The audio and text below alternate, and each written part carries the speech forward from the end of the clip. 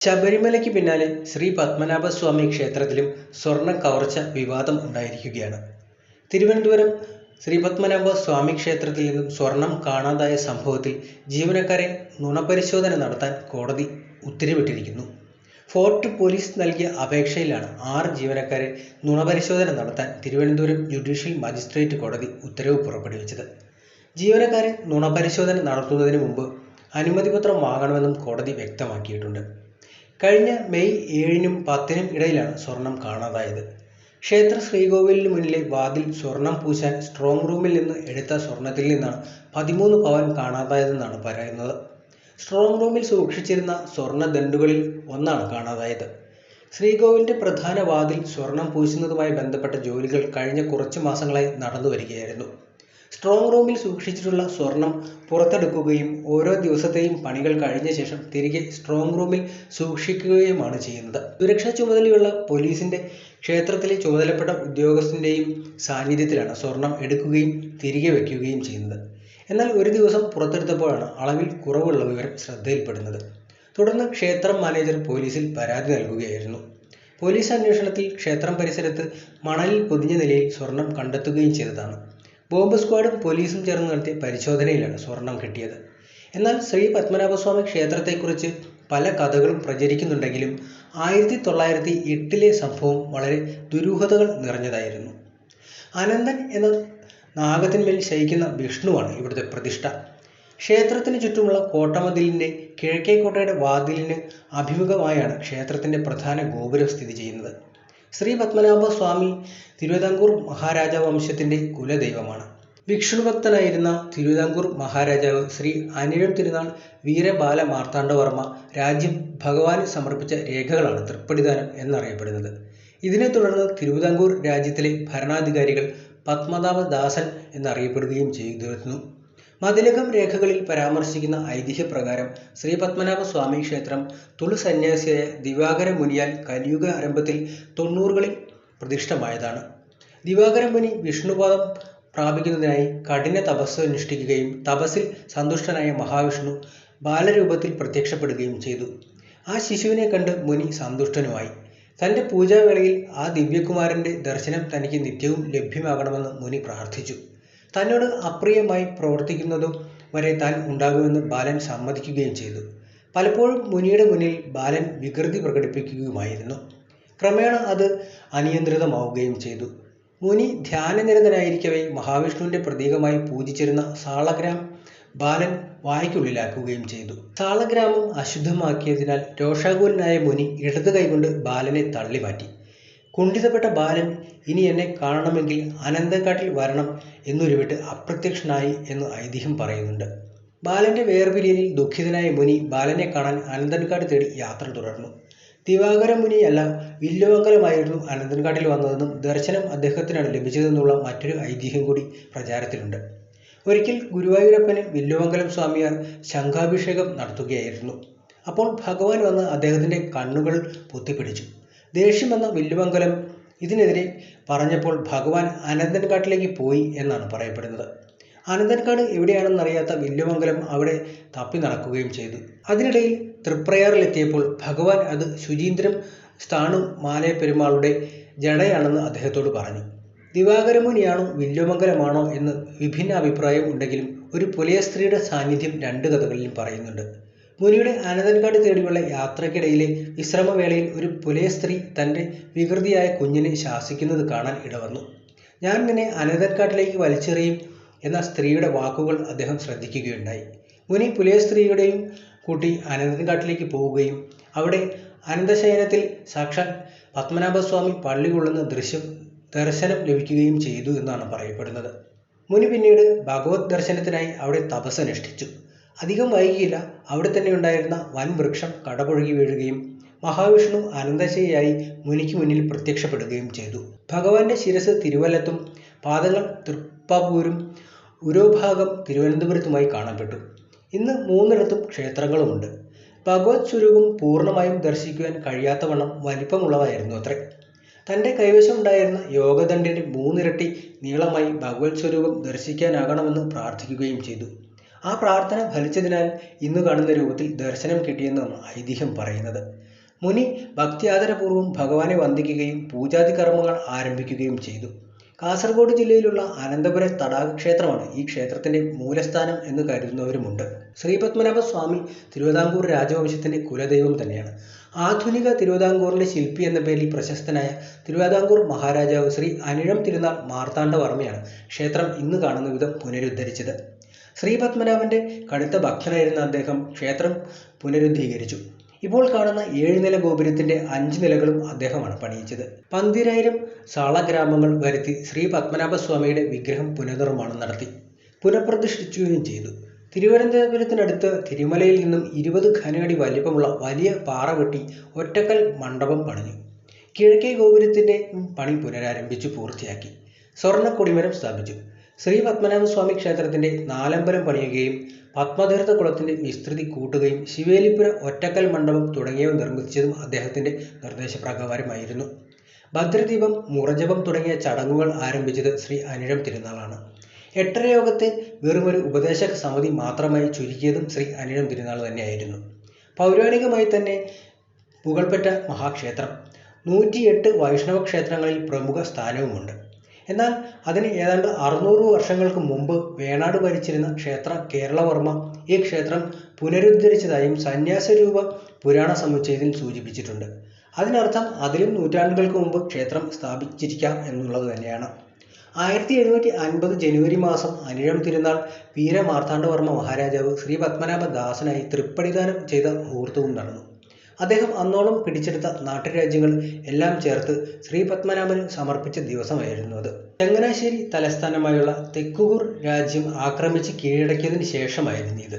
രാജകുടുംബത്തിലെ സകല സ്ത്രീ പുരുഷന്മാരും അടങ്ങിയ പരിവാരങ്ങളുടെ മഹാരാജാവ് ശ്രീ പത്മനാഭനു മുന്നിലേക്ക് എഴുന്നള്ളി. പരമ്പരാഗതമായി തനിച്ചും തൻ്റെ വംശത്തിനും ചേർന്നതും താൻ വെട്ടിപ്പിടിച്ചതുമായ ഭൂപ്രദേശങ്ങളെ മുഴുവൻ ശ്രീ പത്മനാഭന് അടിയറ വച്ചു. തുടർന്ന് ഉടവാൾ പത്മനാഭ പാദങ്ങളിൽ സമർപ്പിച്ച് തിരിച്ചെടുത്ത് ശ്രീ പത്മനാഭ ദാസനായി രാജ്യം ഭരിക്കുമെന്നും അദ്ദേഹം അറിയിച്ചു.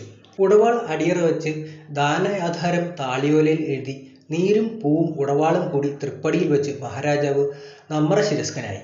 തുടർന്ന് പൂജാരിയിൽ നിന്നും ഉടവാൾ സ്വീകരിച്ച് ശ്രീ പത്മനാഭ ദാസനായി ഭരണം തുടർന്നു. ശ്രീ പത്മനാഭ ദാസ വഞ്ചിപാലക മാർത്താണ്ഡവർമ്മ കുലശേഖര പെരുമാൾ എന്നായി പിന്നത്തെ തീരുമാനം. തൻ്റെ പിൻഗാമികളും പത്മനാഭ ദാസന്മാരായി തുടർന്നു പോരണമെന്ന് അദ്ദേഹം അനുശാസിക്കുകയും ചെയ്തു. തൃപ്പടിദാനത്തിലൂടെ ഭരണകർത്താക്കളുടെ തികഞ്ഞ ഭക്തി ആദരങ്ങൾക്ക് പാത്രമായ ശ്രീ അനിഴം തിരുനാൾ ആധുനിക തിരുവിതാംകൂറിന്റെ ശില്പിയാണെന്നാണ് വിശേഷിപ്പിക്കപ്പെടുന്നത്. അനിഴം തിരുനാൾ മാർത്താണ്ഡവർമ്മയുടെ ഭരണകാലത്തിന് തൊട്ടുമുമ്പും അതിന് വളരെ മുമ്പും തീപിടുത്തം ഉണ്ടായതുള്ളതായി മതിലകം ഗ്രന്ഥവരികളിൽ വ്യക്തമാക്കുന്നുണ്ട്. ചരിത്ര താളുകളുടെ അടിസ്ഥാനത്തിൽ ക്ഷേത്രത്തിൽ 2 തവണ തീപിടുത്തം ഉണ്ടായതായി പറയപ്പെടുന്നുണ്ട്. ആദ്യ തവണയെക്കുറിച്ച് അധിക വിവരങ്ങൾ ഒന്നും വെളിച്ചം കണ്ടിട്ടില്ല. 2ാം തവണത്തേത് കൊല്ലവർഷം 860 ക്ഷേത്രത്തിൽ പൂജ മുടങ്ങിയതായും അതിൻ്റെ പിറ്റേ വർഷം ക്ഷേത്രത്തിൽ അഗ്നിബാധ ഉണ്ടായതായും മതിലകം രേഖകളിൽ കാണുന്നുണ്ട്. 8.5 യോഗക്കാരും മഹാരാജാവും തമ്മിൽ രൂക്ഷമായ അഭിപ്രായ വ്യത്യാസം നിലനിന്നിരുന്ന കാലഘട്ടത്തിലാണ് തീപിടുത്തം ഉണ്ടായത്. സർവവും വെന്തു വെണ്ണീറായി. വിഗ്രഹത്തിലേക്ക് പടർന്ന് വ്യാപിക്കുന്നതിന് മുമ്പ് തീ കെടുത്തുകയും ചെയ്തിട്ടുണ്ട്. കൊല്ലവർഷം 861 മകരം 16 തീപിടുത്തം ഭയാനകമായിരുന്നു. അത്താഴപൂജ കഴിഞ്ഞ് പൂജാരികൾ പതിവിൻപടി മിത്രാനന്തപുരത്തേക്ക് പോവുകയും രാത്രി 22 നാഴിക കഴിഞ്ഞ് അഭിശ്രവണ മണ്ഡപത്തിന്റെ വടക്കേ വാതിൽ മരം കൊണ്ട് നിർമ്മിതമായിരുന്ന ചിത്രഖണ്ഡത്തിന് തീപിടിക്കുകയും നിമിഷനേരം കൊണ്ട് അഗ്നിശ്രവണ മണ്ഡപം കത്തിയെരിയുകയും ചെയ്തു.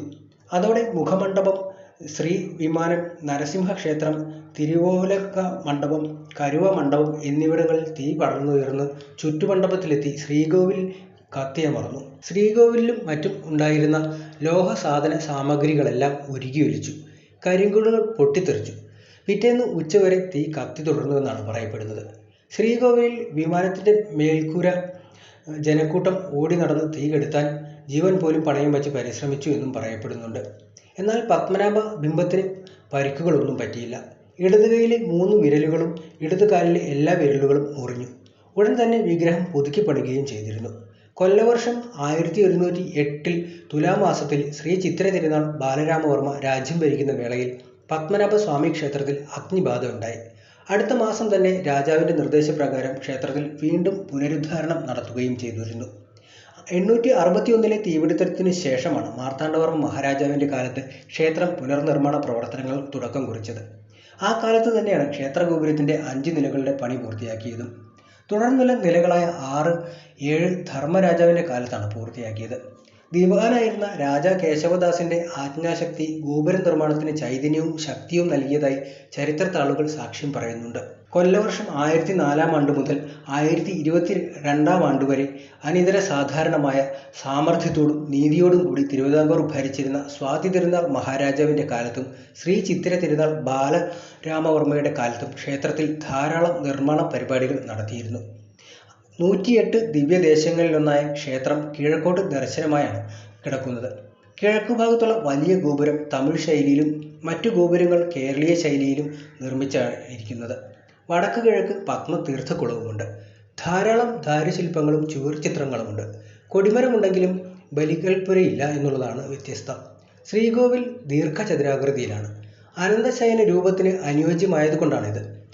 കുടർശർക്കര യോഗ കൂട്ടുകെട്ടുകൊണ്ടും 12,008 സാളഗ്രാമങ്ങൾ കൊണ്ടും നിർമ്മിച്ച 18 അടി നീളമുള്ള ഭഗവത് വിഗ്രഹം കിഴക്കോട്ട് ദർശനമായി ശ്രീകോവിലിൽ വാഴുന്നുണ്ട്. രണ്ടിടത്തും ഭൂമിദേവിയും ലക്ഷ്മിദേവിയുമുണ്ട്. തഞ്ചാവൂർ മാതൃകയിൽ 100 അടിയോളം ഉയരത്തിൽ 7 നിലകളിലായി 7 കിളിവാതിലോടും മുകളിൽ 7 സ്വർണ്ണത്താളിക കുടങ്ങളോടും കൃഷ്ണശില ഉപയോഗിച്ചാണ് ക്ഷേത്രത്തിന്റെ കിഴക്കേ ഗോപുരം നിർമ്മിച്ചിട്ടുള്ളത്. തഞ്ചാവൂർ മാതൃകയിൽ 100 അടിയോളം ഉയരത്തിൽ 7 നിലകളിലായി 7 കിളിവാതിലുകളോടും മുകളിൽ 7 സ്വർണ്ണത്താളിക കുടങ്ങളോടും കൃഷ്ണശില ഉപയോഗിച്ചാണ് ക്ഷേത്രത്തിലെ കിഴക്കേ ഗോപുരം നിർമ്മിച്ചിട്ടുള്ളത്. മറ്റു ഗോപുരങ്ങൾ സാധാരണ കാണുന്ന കേരളീയ ശൈലിയിൽ 2 നിലകളോടുകൂടി നിർമ്മിച്ചിരിക്കുന്നുണ്ട്. വളരെ വിസ്തൃതിയേറിയതാണ് ചുറ്റമ്പലം. ഒത്ത നടുക്കായി ശ്രീകോവിലുമുണ്ട്. ക്ഷേത്രത്തിലെ പ്രശസ്തമായ ഒറ്റക്കൽ മണ്ഡപം ഇവിടെ തന്നെയാണ്. പുറത്ത് വിളക്കുമാടങ്ങളും കാണാം. തെക്ക് കിഴക്കായി തിടപ്പള്ളിയുമുണ്ട്. ദീർഘചതുരാകൃതിയിൽ 3 വാതിലുകളോട് കൂടിയതാണ് ഇവിടുത്തെ ശ്രീകോവിൽ. 18 അടി നീളത്തിൽ നിർമ്മിച്ച ഭഗവത് വിഗ്രഹം കിഴക്കോട്ട് ദർശനമായി പ്രതിഷ്ഠിക്കപ്പെട്ടിരിക്കുന്നു. അനന്തന്റെ മുകളിൽ യോഗനിദ്രയിൽ പള്ളി കൊള്ളുന്ന മഹാവിഷ്ണുവാണ് പ്രതിഷ്ഠ. 18 അടി നീളം വരുന്ന വിഗ്രഹം പത്മനാഭസ്വാമിയുടെ വിഗ്രഹം കടൂർ ശർക്കര യോഗ കൂട്ടുകെട്ടുകൊണ്ട് ഉണ്ടാക്കിയതിനാൽ അഭിഷേകം ചെയ്താൽ അലിഞ്ഞു പോകും. അതിനാൽ ഭഗവാന്റെ മറ്റൊരു വിഗ്രഹം ഇവിടെ സ്ഥാപിച്ചിട്ടുമുണ്ട്. പത്മശ്രീ ഭഗവത് രൂപം 3 ഭാഗങ്ങളിലായി മാത്രമേ ദർശിക്കാനാകൂ. വലതുകൈ ചിന്മുദ്രയോടുകൂടി അനന്തൽപ്പത്തിനു സമീപം തൂക്കിയിട്ടിരിക്കുന്നു. അതിന് താഴെ ശിവലിംഗ പ്രതിഷ്ഠയുമുണ്ട്. ഭഗവാൻ ശ്രീ മഹാദേവനെ നിത്യവും പൂജിക്കുന്നതായി സങ്കല്പവുമുണ്ട്. അനന്തന്റെ പത്തി കൊണ്ട് ദേവന്റെ മൂർധാവ് മൂടിയിട്ടുമുണ്ട്. ശ്രീ പത്മനാഭന്റെ നാഭിയിൽ നിന്നും പുറപ്പെടുന്ന താമരയിൽ ചതുർമുഖനായ ബ്രഹ്മാവിന്റെ രൂപവും കാണാം. ഒരേ ശ്രീകോവിൽ ത്രിമൂർത്തികളുടെ സാന്നിധ്യം ഈ ദേവാലയത്തിന്റെ വലിയ പ്രത്യേകതയാണ്. ബ്രഹ്മാവ്, വിഷ്ണു, ശിവന് ആണത്. അതിനു പുറകിലായി ഋഷിവര്യന്മാരുടെ കല്ലിൽ വാർത്ത രൂപങ്ങളുമുണ്ട്. ഭഗവാന്റെ മാറിടത്തിനെതിരായി ശ്രീ ഭഗവതിയെയും അല്പം അകലെ ഭൂമിദേവിയെയും പ്രതിഷ്ഠിച്ചിട്ടുമുണ്ട്. അനന്തന്റെ മുകളിൽ പള്ളി കൊള്ളുന്ന തേവർ കുടികൊള്ളുന്ന ദേശത്തിന് തിരുവനന്തപുരം എന്ന പേര് ലഭിച്ചുവെന്നാണ് കഥ. 12,008 സാളഗ്രാമങ്ങൾ അടുക്കി വെച്ചുള്ള രൂപകൽപ്പനയ്ക്ക് ശേഷം ഏതാണ്ട് അഷ്ടബന്ധത്തിന് തുല്യമായ കടും ശർക്കര കൊണ്ടുണ്ടാക്കി അതിന് പുറമെ പൂശി ശരീര തുല്യമാക്കി തീർത്ത് അതിൽ ജീവാവാഹനം ചെയ്താണ് ഇവിടുത്തെ കടൂർ ശർക്കര യോഗ വിഗ്രഹം. കടൂർ ശർക്കര യോഗമായതിനാൽ മൂലബിംബത്തിൽ അഭിഷേകം പതിവില്ല. ഇതിനു പകരം ഒറ്റക്കട്ടിൽ മണ്ഡപത്തിൽ പ്രതിഷ്ഠിച്ചിട്ടുള്ള അലങ്കാര വിഗ്രഹത്തിലാണ് നിത്യേന അഭിഷേകം നടത്തുന്നത്. ദിവാകരമുനി അല്ലെങ്കിൽ വില്ലോങ്കലം സ്വാമിയാർ ഭഗവാനെ ദർശിച്ചത് ഇരിപ്പമരച്ചുവട്ടിലാണ് എന്ന ഐതിഹ്യത്തെ സാധൂകരിക്കും വിധത്തിൽ ഇവിടുത്തെ ആദ്യത്തെ വിഗ്രഹം ഇരിപ്പമരത്തിന്റെ തടി കൊണ്ടായിരുന്നു. 18-ാം നൂറ്റാണ്ടിലുണ്ടായ ഒരു വലിയ അഗ്നിബാധയിൽ അത് കത്തിപ്പോയി. അതിനെ തുടർന്നാണ് ഇപ്പോഴുള്ള വിഗ്രഹം പ്രതിഷ്ഠിച്ചത്. നേപ്പാളിലുള്ള ഖണ്ഡകി നദിയുടെ തീരങ്ങളിൽ കണ്ടുവരുന്ന വിശേഷാകൃതിയിലുള്ള കല്ലുകളാണ് സാളഗ്രാമങ്ങൾ. ഇവ വിഷ്ണു ഭഗവാന്റെ പല രൂപങ്ങളുടെയും പ്രതിനിധീകരിക്കുന്നതായി കരുതപ്പെടുന്നുണ്ട്. പല നിറത്തിലും ഇവയുണ്ടെങ്കിലും കറുപ്പാണ് പ്രധാന നിറം. ഇന്ത്യയിലെ പല ഹൈന്ദവ ഭവനങ്ങളിലും ആശ്രമങ്ങളിലും സാളഗ്രാമങ്ങൾ പൂജിക്കപ്പെടുന്നുണ്ട്. ഗുരുവായൂരിലെ ക്ഷേത്ര കിണറിൽ സാളഗ്രാമം പോലുള്ള വിശിഷ്ട വസ്തുക്കൾ ഉള്ളതായി വിശ്വസിച്ചു വരുന്നുണ്ട്. ഇത് സത്യമാണോ എന്നറിയാൻ 2013 മാർച്ചിൽ ക്ഷേത്രക്കിണർ വറ്റിച്ച് പരിശോധന നടത്തുകയും ചെയ്തിരുന്നു. 5 കുടങ്ങളും 10 ഓട്ടുവിഗ്രഹങ്ങളും 19 മൺകുടങ്ങളും ധാരാളം പഴകിയ നാണങ്ങളും ഏതാനും സാളഗ്രാമങ്ങളും ലഭിക്കുകയുണ്ടായി. ഇപ്പോൾ അവ ക്ഷേത്രത്തിൽ പൂജിക്കപ്പെടുന്നുമുണ്ട്. തമിഴ്നാട്ടിലുള്ള പല ക്ഷേത്രങ്ങളോടും കിടപിടിക്കുന്ന ശില്പചാതുര ഭക്തരെ ആകർഷിക്കുന്ന മറ്റൊരു ഘടകമാണ്. തമിഴ് ശൈലിയിൽ നിർമ്മിച്ച 7 നിലകളോട് കൂടിയ കിഴക്കേ ഗോപുരം ക്ഷേത്രത്തിന്റെ എന്നല്ല തിരുവനന്തപുരം നഗരത്തിന്റെ തന്നെ ഒരു മുഖമുദ്രയായി മാറിയിട്ടുണ്ട്. ധാരാളം കരിങ്കൽ ശില്പങ്ങൾ ക്ഷേത്രഗോപുരത്തിൽ നിറഞ്ഞു നിൽക്കുന്നു. ആദ്യത്തെ നിലയിൽ വിഷ്ണു ഭഗവാന്റെ ദശാവതാരങ്ങളായ മത്സ്യം, കൂർമ്മം, വരാഹം, നരസിംഹം, വാമനൻ, പരശുരാമൻ, ശ്രീരാമൻ, ബലരാമൻ, ശ്രീകൃഷ്ണൻ, കൽക്കി എന്നിവയുടെ ശില്പങ്ങളും കാണാം. ക്ഷേത്രത്തിന്റെ ഏറ്റവും വലിയ പ്രത്യേകതകൾ ഇവിടുത്തെ ശിവേലിപ്പുരയും ഒറ്റക്കൽ മണ്ഡപവുമാണ്. കിഴക്കു ഭാഗത്തുള്ള ശിവേലിപ്പുരയ്ക്ക് ഏകദേശം 400 അടി നീളവും 200 അടി വീതിയും വരും. തിരുവനന്തപുരത്തിന് കിഴക്കുള്ള തിരുമല എന്ന സ്ഥലത്തു നിന്നും പൂജപ്പുര, കരമന, ജഗതി വഴി വളരെ ബുദ്ധിമുട്ടായിട്ടാണ് ഇതിനുള്ള കല്ലുകൾ കൊണ്ടുവന്നത്. 4000 ആശാരിമാരും 6000 തൊഴിലാളികളും 100 ആനകളും ചേർന്ന് 6 മാസം കൊണ്ടാണ് പണി പൂർത്തിയാക്കിയത്. ശിവേലിപ്പുരയിൽ 365 കരിങ്കൽ തൂണുകളുമുണ്ട്. ഓരോ തൂണും ഒറ്റക്കൽ കൊണ്ടുണ്ടാക്കിയതാണ്. പ്രമുഖ നിർമ്മാണ വിദഗ്ധൻ അനന്തപത്മനാഭൻ മൂത്താശാരിയാണ് ശ്രീവേലിപ്പുര നിർമ്മിക്കുന്നതിന് നേതൃത്വം നൽകിയത്. ശ്രീകോവിലിന് മുമ്പിലുള്ള ഒറ്റക്കൽ മണ്ഡപം പേര് സൂചിപ്പിക്കുന്നത് പോലെ ഒരു കൂറ്റൻ കല്ലുകൊണ്ടാണ് ഉണ്ടാക്കിയത്. 20 അടി നീളവും 2.5 അടി വീതിയും വരും ഈ മണ്ഡപത്തിന്. കൂടാതെ നാലമ്പലത്തിനു പുറത്തായി കുലശേഖര മണ്ഡപവുമുണ്ട്. ഇതിന് 1000 കാൽ മണ്ഡപം എന്നും സപ്തസ്വര മണ്ഡപം എന്നും പേരുകളുണ്ട്. 1000 കാലുകൾ താങ്ങി നിർത്തുന്നത് കൊണ്ടാണ് 1000 കാൽ മണ്ഡപം എന്ന പേര് വന്നത്. ഇതിന്റെ 4 ഭാഗത്തുമുള്ള തൂണുകൾ തൊട്ടാൽ ഭാരതീയ സംഗീതത്തിലെ സപ്തസ്വരങ്ങളായ ഷഡ്ജം, ഋഷഭം, ഗാന്ധാരം, മധ്യമം, പഞ്ചമം, ധൈവതം, നിഷാദം എന്നിവ കേൾക്കാൻ കഴിയും. അതിനാലാണ് സപ്തസ്വര മണ്ഡപം എന്ന പേര് വന്നത്. ഇതിന്റെ തൂണുകൾ സ്വർണം പൊതിഞ്ഞ് സംരക്ഷിച്ചു വരുന്നുണ്ട്. ഒറ്റക്കൽ മണ്ഡപത്തിനും മുമ്പിലുള്ള അഭിശ്രവണ മണ്ഡപത്തിലും ക്ഷേത്രോത്സവങ്ങളോടനുബന്ധിച്ചുള്ള പ്രത്യേക പൂജകൾ അരങ്ങേറുന്നുണ്ട്. കൂടാതെ നാമജപത്തിനും ഇത് ഉപയോഗിക്കാറുണ്ട്. ധാരാളം ദാരുശില്പങ്ങളും ശിലാരൂപങ്ങളും ചുവർച്ചിത്രങ്ങളും ക്ഷേത്രത്തെ ആകർഷണീയമാക്കുന്നു. ശ്രീകോവിലിന് പുറകിലുള്ള ഭഗവാന്റെ ചുവർച്ചിത്രം കേരളത്തിലെ ഏറ്റവും വലിയ ചുവർച്ചിത്രങ്ങളിലൊന്നാണ്. 18 അടി നീളമുള്ള ഈ ചിത്രം വരച്ചത് ചാലിയാർ കാളഹസ്തി എന്നു പേരുള്ള ഒരു തമിഴ് ബ്രാഹ്മണനാണ്. ശ്രീ പത്മനാഭ സ്വാമി ക്ഷേത്രത്തിലുള്ള 6 കല്ലറകളിൽ 5ഉം അമൂല്യ വസ്തുക്കൾ സൂക്ഷിക്കുന്ന സ്ട്രോങ് റൂമുകളാണ്. എന്നാൽ 6ാമത്തെ കല്ലറയായ ബി കല്ലറ ഒരു സ്ട്രോങ് റൂം അല്ല, മറിച്ച് അത് ദേവചൈതന്യവും ആയി അഭേദ്യ ബന്ധമുള്ള ഒരു പവിത്ര സ്ഥാനമാണ്. ബി കല്ലറയ്ക്കുള്ളിൽ ഒന്നിലധികം അറകളുമുണ്ട്. ഇവയിൽ ആദ്യത്തെ അറയിൽ പല അമൂല്യ വസ്തുക്കളും സൂക്ഷിച്ചിട്ടുണ്ട്. ഈ അറ 1931 ശ്രീ ചിത്തിര തിരുനാൾ മഹാരാജാവിന്റെ കൽപ്പന അനുസരിച്ച് തുറന്നിട്ടുമുണ്ട്. ഉത്രാടം തിരുനാൾ മഹാരാജാവിന്റെ കാലത്തും ഇത് പല ആവശ്യങ്ങൾക്കായി തുറന്നിട്ടുണ്ട്. ഈ അറ കടന്നാൽ വീണ്ടും ഒരു അറയുണ്ട്. അതാണ് തുറക്കാൻ പാടില്ല എന്ന് തിരുവിതാംകൂർ കൊട്ടാരവും പുരോഹിതന്മാരും ഭക്തജനങ്ങളും വിശ്വസിക്കുന്ന അറ. ഈ അറയിൽ ശ്രീ പത്മനാഭ സ്വാമിയുടെ ചൈതന്യ പുഷ്ടിക്കായി സ്ഥാപിച്ചിട്ടുള്ള അനവധി വസ്തുക്കളുമുണ്ട്. കൂടാതെ ദേവന്മാർ, ഋഷിമാർ, കാഞ്ഞിരോട്ടു യക്ഷിയമ്മ എന്നിവർ അദൃശ്യമായി സ്വാമിയെ സേവിച്ചു ഈ അറയ്ക്കുള്ളിൽ വസിക്കുന്നു എന്നാണ് വിശ്വാസം. ഈ അറയുടെ സംരക്ഷകൻ ക്ഷേത്രത്തിലെ ശ്രീ നരസിംഹ സ്വാമി തന്നെയാണ്. ഈ അറയ്ക്ക് പുറത്തുള്ള സർപ്പചിഹ്നം അപായ സൂചന നൽകുന്നുണ്ട്. 2011 ഓഗസ്റ്റ് മാസം ക്ഷേത്രത്തിൽ നടന്ന അഷ്ടമംഗല ദേവപ്രശ്നം ഈ അറ തുറക്കാൻ പാടില്ല എന്ന ഭക്തജനങ്ങളുടെ വിശ്വാസം ശരിവെക്കുകയും ഈ അറ നിരോധിത മേഖലയാണെന്ന് വിധിക്കുകയും ചെയ്തു. ഈ അറ തുറക്കുന്നത് ശ്രീപത്മനാഭ സ്വാമിയുടെ ഉഗ്രകോപം ക്ഷണിച്ചു വരുത്തുമെന്നും ദൈവജ്ഞന്മാർ മുന്നറിയിപ്പ് നൽകിയിട്ടുണ്ട്. 1933 തിരുവനന്തപുരം സന്ദർശിച്ച എമിലി ഗ്രിൽക്രിസ്റ്റ് ഹാച്ച് തന്റെ പുസ്തകത്തിൽ കല്ലറകളെ സംബന്ധിച്ചൊരു കാര്യം പറയുന്നുണ്ട്. 1908 കല്ലറ തുറക്കാൻ ശ്രമിച്ചവർ മഹാസർപ്പങ്ങളെ കൊണ്ട് ഭയന്ന് പ്രാണനം കൊണ്ട് ഓടിയതായാണ് അവർ വെളിപ്പെടുത്തുന്നത്. ഏതാണ്ട് 3 ഹെക്ടറോളം വരുന്ന അതിവിശാലമായ മതിലകത്താണ് ശ്രീ പത്മനാഭ സ്വാമി ക്ഷേത്രം. ക്ഷേത്രത്തിനുള്ളിലേക്ക് കടക്കാൻ ധാരാളം കരിങ്കൽ പടികളുമുണ്ട്. പത്മനാഭ സ്വാമിയെ കൂടാതെ നരസിംഹമൂർത്തി, തിരുവമ്പാടി ശ്രീകൃഷ്ണസ്വാമി എന്നിവരും പ്രധാന മൂർത്തികളാണ്. പ്രധാന ശ്രീകോവിലിന് തെക്ക് ഭാഗത്താണ് നരസിംഹമൂർത്തിയുടെ ശ്രീകോവിൽ. യോഗ നരസിംഹ ഭാവത്തിലാണ് പ്രതിഷ്ഠ. കിഴക്കോട്ട് ദർശനമായ പഞ്ചലോക വിഗ്രഹമാണത്. മഹാവിഷ്ണു ഭഗവാന്റെ 4ാമത്തെ അവതാരമായ നരസിംഹമൂർത്തി രൗദ്രരസം ഉൾക്കൊണ്ട ദേവനായതിനാൽ നട തുറക്കുന്ന സമയത്ത് ഭാഗവതം വായിച്ച് ഭഗവാനെ ശാന്തനാക്കുകയും ചെയ്യുന്നുണ്ട്. ശ്രീ പത്മനാഭ സ്വാമി ക്ഷേത്രത്തിനകത്തു തന്നെയാണെങ്കിലും ഒരു പ്രത്യേക സ്ഥാനം നേടിയ ദേവാലയമാണ് തിരുവമ്പാടി ശ്രീകൃഷ്ണ സ്വാമി ക്ഷേത്രം. സ്വന്തമായി നമസ്കാര മണ്ഡപവും കൊടിമരവും ബലിക്കല്ലും ഈ ദേവാലയത്തിനുണ്ട്. 3 പേർക്കും തുല്യ പ്രാധാന്യമാണ് ഇവിടെ. ശിവേലിക്കും ഉത്സവത്തോടനുബന്ധിച്ചുമുള്ള ശിവേലി, പള്ളിവേട്ട, ആറാട്ട് എന്നിവയ്ക്കും പത്മനാഭ സ്വാമി സ്വർണ്ണവാഹനത്തിലും നരസിംഹമൂർത്തി, തിരുവമ്പാടി ശ്രീകൃഷ്ണസ്വാമി എന്നിവർ വെള്ളി വാഹനത്തിലുമാണ് എഴുന്നള്ളുന്നത്. ക്ഷേത്രത്തിൽ 2 കൊടിമരങ്ങളുമുണ്ട്. പത്മനാഭ സ്വാമിയുടെ നടയിൽ സ്വർണ്ണക്കൊടിമരവും തിരുവമ്പാടി ശ്രീകൃഷ്ണസ്വാമിയുടെ നടയിൽ വെള്ളിക്കൊടിമരവുമാണുള്ളത്. 2 ദേവന്മാരും വിഷ്ണു പ്രതിഷ്ഠയായതിനാൽ ഗരുഡനെ ശിരസിലേറ്റുന്നതാണ് 2 കൊടിമരങ്ങളും. ക്ഷേത്രത്തിൽ മീനം, തുലാം എന്നീ മാസങ്ങളിൽ കെങ്കേകമായി ഉത്സവവും നടക്കുന്നുണ്ട്. തുലാമാസത്തിൽ അത്തം കൊടിയേറി തിരുവോണം ആറാട്ടായും മീനമാസത്തിൽ രോഹിണിക്കൊടി കയറി അത്തം ആറാട്ടായുമാണ് ഉത്സവം. മുഖ്യമൂർത്തികളെ സിംഹം, അനന്തൻ, ഗരുഡൻ തുടങ്ങി വിവിധ വാഹനങ്ങളിൽ എഴുന്നള്ളിക്കുന്നുണ്ട്.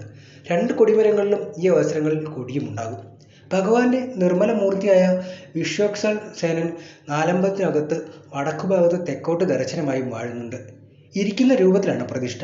കൂടാതെ വലിയമ്പലത്തോട് ചേർന്ന് വേദവ്യാസൻ, അശ്വത്ഥാത്മാവ് എന്നിവരുടെ പ്രതിഷ്ഠകളുമുണ്ട്. ലോകത്ത് മറ്റൊരിടത്തും അശ്വത്ഥാത്മാവിനെ പ്രതിഷ്ഠിച്ചിട്ടില്ല.